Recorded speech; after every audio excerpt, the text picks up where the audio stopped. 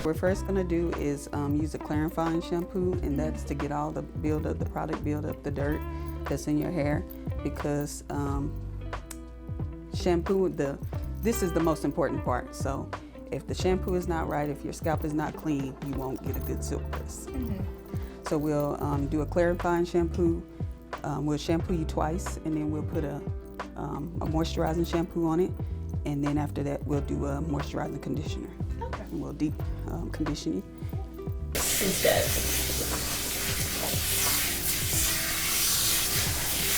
I really don't go off the curl types. You know, they have like type C or 4C curls and stuff like that. So I just kind of look, because we all have like different types. We can have 2 different types of curl pattern in our hair, so it's hard to, you know, say, oh, you have this type of curl. So I just kind of go with what I see, because some might be loose, some might be a tighter curl.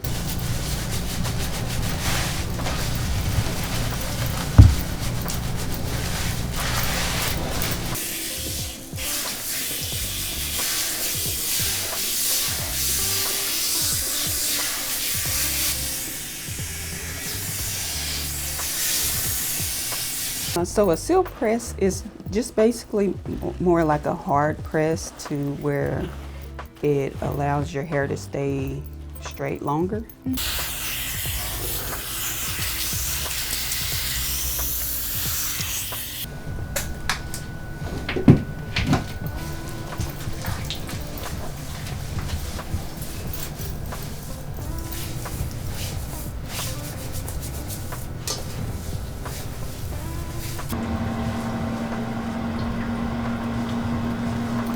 Like, we're like their counselor, you know, we listening to their problems or what they went through throughout the week. And even kids, like I have kids come in and they feel safe to open up and tell me stuff that they don't talk about to their parents.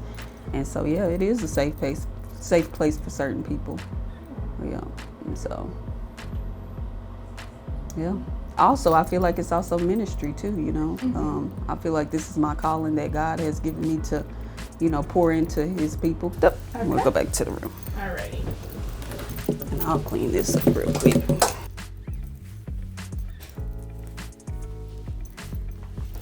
So you don't get your hair silk pressed too often? Or how often you do? No, I try to do once a month. I wrap my hair very religiously. Oh, okay, good, yeah. I try to make sure I wrap it before I go to sleep. Yeah, that's the key. If you know how to wrap your hair, it'll last a little longer.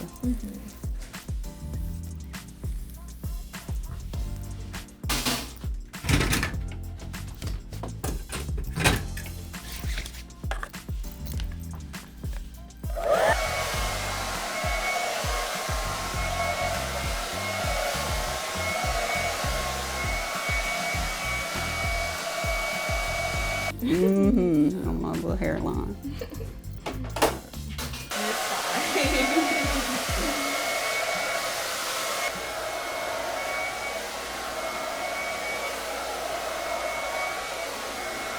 Go section by section. How that helps with the silk press to give you a good one.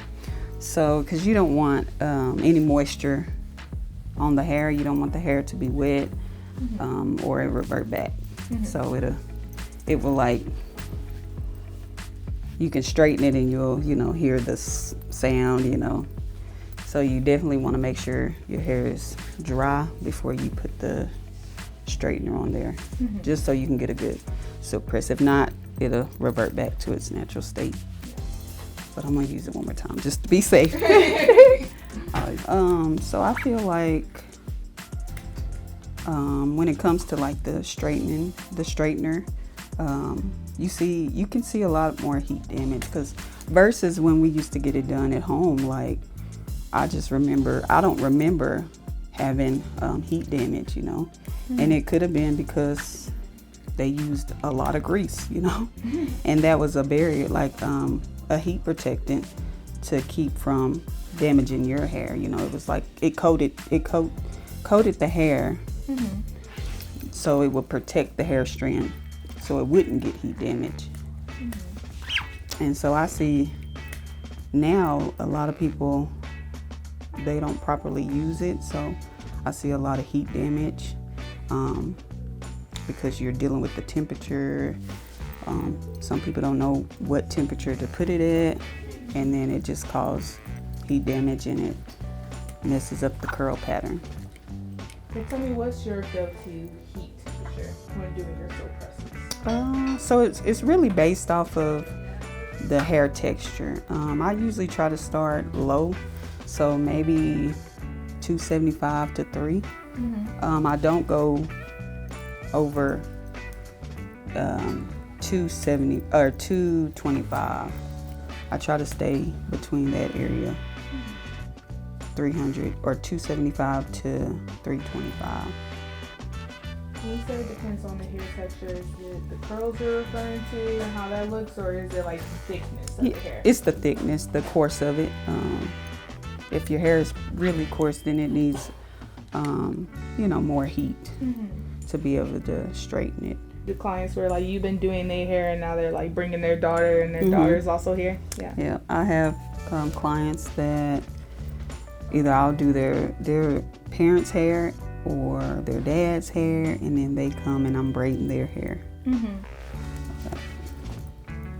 And tell me, how does that make you kind of feel as a stylist, being able to see generations of people coming back to you and trusting you with their hair? It makes me feel good that they trust me to do their hair and their kids' hair.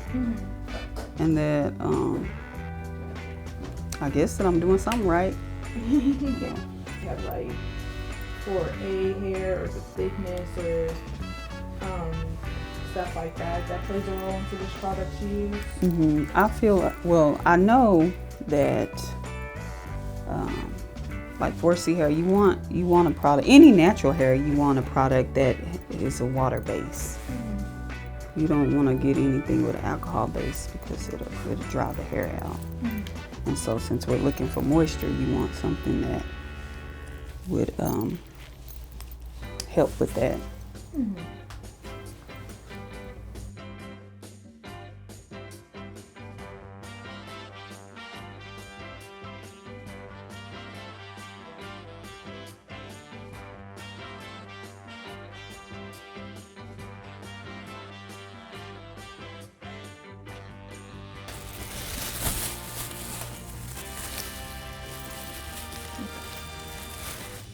And this last part, can you kind of explain it and how it locks everything kind of in?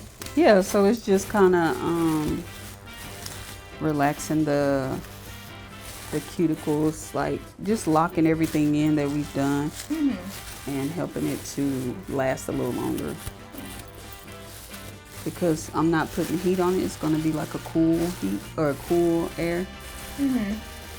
So it's just kind of cooling it down. You know how like whenever you curl your hair and they want you to hold it so it'll cool down. So that's kind of like what this is to make it last. Oh, it looks really good.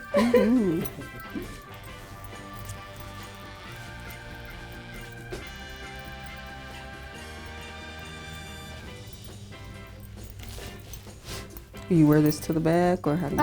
Yeah, I usually tuck it behind. Yeah, I don't like that.